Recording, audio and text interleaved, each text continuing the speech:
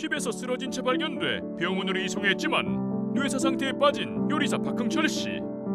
소방대원인 형은 가족에게 동생의 장기 기증을 제안했고 결국 7명에게 새 생명을 나눠주고 세상을 떠났는데 동생 고 박흥철 씨의 죽음이 헛되지 않게 장기 기증을 결정한 형 박흥식 씨의 사연을 사건 현장에서 만나본다. 네, 오늘 좀 전해드릴 사는 가슴 따뜻한 사연이면서도 좀 슬픈 사연입니다. 함께 사는 세상. 이 뇌사에 빠진 40대 요리사가 마지막까지 생명 나눔을 하고 떠난 사연인데요. 안타깝게도 지난달 집에서 이 남성이 쓰러진 채 발견이 됐어요. 네, 오늘의 주인공이 좀 특별한 이유가 고인이십니다. 지난달에 어느 날 갑자기 집에서 쓰러진 채 발견이 됐습니다. 20년 차 중식 요리사였습니다. 그런데 그날 출근 시간이 됐는데 출근을 안 했어요. 식당 사장님이 자택으로 가서 확인해 보니까 쓰러져 있었던 거예요. 그래서 이제 응급실로 실려갔는데 굉장히 심각한 상태였던 것 같습니다. 그런데 형이 한 분 있는데요. 박흥철 씨의 형 박흥식 씨, 부산 금정 소방서의 소방구조대원입니다. 이 소식을 듣고 동생 있는 병원으로 달려갔겠죠. 그런데 수술을 안 하고 대기 상태였던 것 같습니다. 왜냐하면 이제 보호자가 와야 되는 거죠. 박흥식 씨가 도착하고 10분 후에 4시간의 수술을 거쳤고요.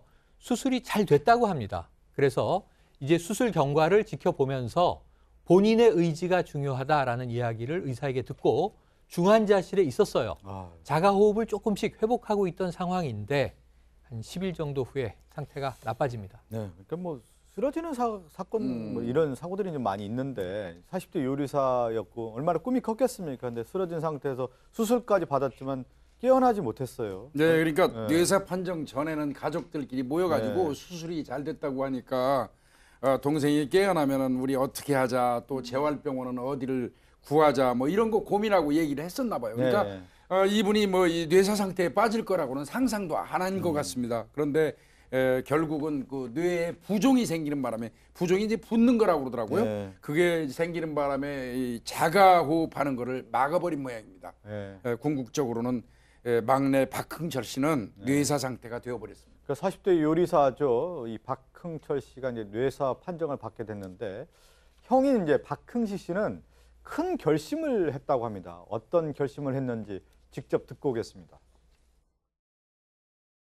쉽지 않았죠. 제가 이제 뭐 소방서 이제 구조대원으로 들어와가지고 이렇게 생활을 하다 보니까 그 현장에서 뭐 절박한 상황도 많이 보고 그러다 보니까 이게 어차피 사람이 죽으면은 이렇게 아무것도 없는데 장기 기증을 가능할 때 여러 사람의 생명을 살려가면 좋지 않나 그런 생각을 해가지고 일단은 말씀을 드렸거든요. 어머님한테. 처음에는 많이 반대를 했죠. 엄청 반대를 하셨죠. 반대를 했는데도 계속 내가 우리 막내가 아무래도 장기를 여러 생명을 살리고 가면은 뭐 주위에 우리 막내 장기를 가지신 분들이 같이 살아주는 거 아니냐 이렇게 얘기를 해가지고 끝내 설득을 시켰죠. 의사 선생님도 이거 진짜 큰 결심을 해주셨다고. 다행히도 뭐 우리 막내가 뭐 4살 빼고는 다 건강해가지고 7명 정도의 생명을 또 살렸다. 그 얘기를 좀 들었습니다. 지금 사진 저희가 설명할 때 좀 나왔는데 그 동생 그 가장 젊었을 때 어떤 모습의 사진을 저희가 이제 보여드렸는데 지금 이남 이녀 중에 이제 제일 큰 형이고 막내 동생이라고 하잖아요. 근데 나이 차이가 꽤 나면 형 입장에서는 왠지 그냥 아들 같은 그런 느낌으로 키우지 않습니까? 얼마나 이뻤겠습니까, 막내 동생이. 그 형이 지금도 동생 이야기를 이제 동생이란 표현 안 하고 우리 막내가 이런 표현을 쓰잖아요. 정말 이렇게 막내가 7살 터울이니까 이제 본인한테는 항상 귀여운 동생이었고 막내다 보니까 자기 형이 느낄 때는 참 자기와 다르게 좀 자유로운 영혼을 가지고 있다. 그래서 혼자 어디에 얽매여 있는 것도 아니고 혼자 본인이 하고 싶은 거 하고 일하러 다니고 결국은 중식 그 자격증을 따서 그것도 한 곳에서 15년 정도 그냥 쭉 꾸준히 일을 하는 이런 또 꾸준함도 있었고 근데 문제는 처음 동생이 쓰러졌다는 소식을 들었을 때 근무지랑 이 동생이 있는 병원이랑 꽤 긴 거리였다고 해요. 근데 의사가 처음에 전화를 해서는 위급하니까 만에 하나 수술하는 도중에 사망할 수도 있으니 가족들을 같이 와라라고 했을 때 뭐 그 당시에는 수술 전이니까 앞이 캄캄해서 그 병원까지 꽤 먼 거리였었는데 솔직히 어떻게 갔는지 기억이 하나도 안 날 네. 정도로 당황했었다라는 말씀을 하셨습니다. 이제 지금 저희가 화면에서 좀 보여드리긴 했지만 형 이제 박흥식 씨 같은 경우 이제 소방대원으로 네. 활동하니까 이제 생명의 어떤 소중함을 잘 알고 계셨을 텐데 막내 동생이 이렇게 뇌상 상태에 빠지고 또 장기 기증에 대한 어떤 생각을 하게 됐다고 맞습니다. 이 합니다. 박흥식 씨 소방대의 구조대원으로 25년간 일을 했습니다. 삶과 죽음의 순간에 예. 항상 있었겠죠. 그러다 보니까 죽으면 뭐 그만인데 또 그런 것도 많이 봤을 거고요. 이 동생이 과연 원하는 게 뭘까? 알고 보니까 예전에 장기 기증을 하겠다고 한 적이 있다라고 보고 사실 그렇다고 하더라도 어머니나 다른 동생들 설득시키기 어렵습니다. 그래서 자신이 겪었던 것도 새 생명을 살린다면 동생의 취지하고 맞다라고 생각을 한 것 같아요. 예. 그래서 어렵게 설득을 해서 이렇게 기증을 하자라고 얘기를 했고요. 이 박흥식 씨도 좀 좋은 게 본인도 소방구조대원 하면서 자신도 필요하다면 세포라든지 뭐 이런 것들 피부 같은 네. 화상 많이 입으니까 이런 것들도 기증하겠다라고 네. 참 서약을 쓰고 했다고 합니다. 저는 아마 여기 이 막내 아들을 보낸 어머니 심정이 가장 그 얼마나 가슴에 한 맺히겠어요. 그러니까 장기 기증한다고 할 때 어머니는 반대를 했다고 합니다. 아무래도 네. 또 각 시대에 따라서 또 관념도 다르기 때문에 네. 특히나 또 이제 어머니 같은 경우에는 처음에 반대를 했습니다. 그런데 또 반드시 또 장기 기증을 해야 되는 것도 아니기 때문에 그런데 박흥식 씨가 이제 모친을 설득한 거죠.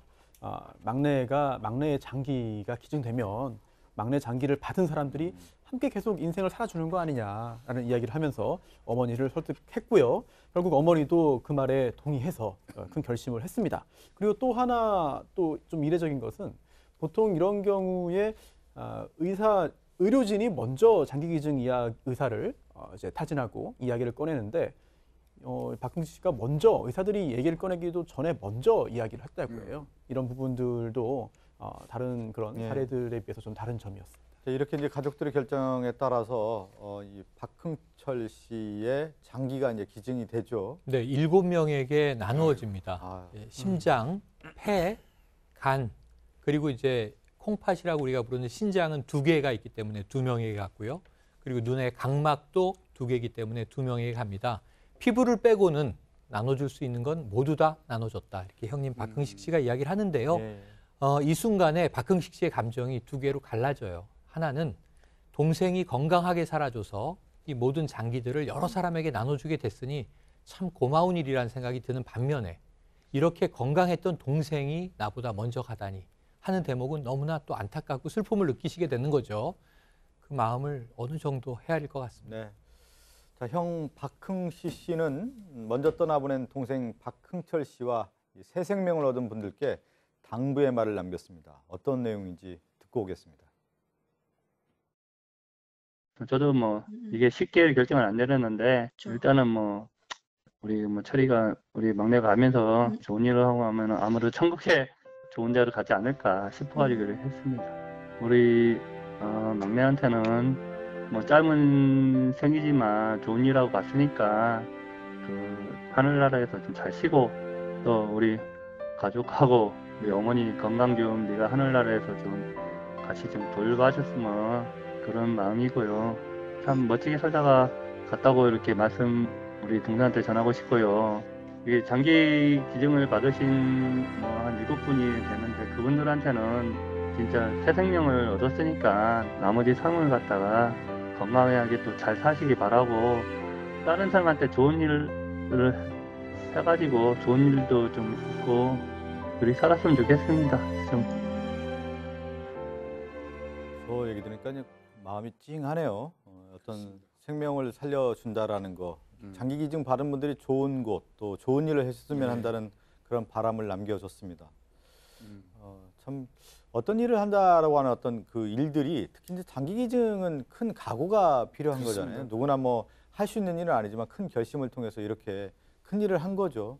그러니까 이 장기 기증 받으신 7분들도 지금 박흥식 씨가 얘기한 것처럼 새 생명 얻은 거 아니겠습니까? 그러니까요. 그러니까 그만큼 나머지 삶을 열심히 살고 건강하게 살고 이렇게 또 남한테 좋은 일 해가지고 받은 거를 돌려주는 그런 삶을 살았으면 좋겠습니다. 네, 또. 더 귀한 게 왜 이 일을 했느냐, 왜 이게 기사를 냈느냐 물어보니까 잘했다라고 칭찬받기 위해서 한 게 아니고 많은 사람들이 동참할 수 있는 계기를 만들기 위해서 했다고 합니다. 그래서 결국 동참이 되는 것 같아요. 어머니 지금은 조금 상황이 안 좋지만 어머니가 안정이 되면 어머니 또 여동생들의 남편들까지 싹 다 이제 장기 기증 서약서 같은 거를 쓰기 위해서 장기 기증 센터에 지금 가려고 하고 있고요. 본인도 만약 똑같은 상황이 생긴다면 당연히 난 장기 기증하겠다라고 네. 얘기를 하고 있고 이런 어떤 문화 같은 게 우리나라 좀 적잖아요. 유교 문화가 있다 보니까 좀 많이 퍼졌으면 좋겠다. 동참했으면 좋겠다라는 게 우리 박흥식 씨의 뜻입니다. 네. 그 가장 의미 있는 삶은 사람을 어떤 살려주는 거 아니겠습니까? 그렇죠. 이제 생명 살림이라고 하는 사상이 있는 건데 이 박흥철 씨의 이 장기 기증을 통해서 일곱 개의 어떤 장기 기증을 통해서 또 다른 어떤 삶을 이어갈 수 있게끔 하는 큰 일을 한 것이기 때문에 이 장기 기증을 결심할 때 그 가족들이 어떤 고통들이 있었겠지만 큰 의미가 있다는 말씀을 좀 드리면서 잘한 일이라고 하면서 저희가 말씀드리고 오늘 여기서 마치도록 하겠습니다. 네, 오늘 사건 반장은 여기까지고요. 시청해 주신 여러분 감사합니다. 내일 찾아오겠습니다.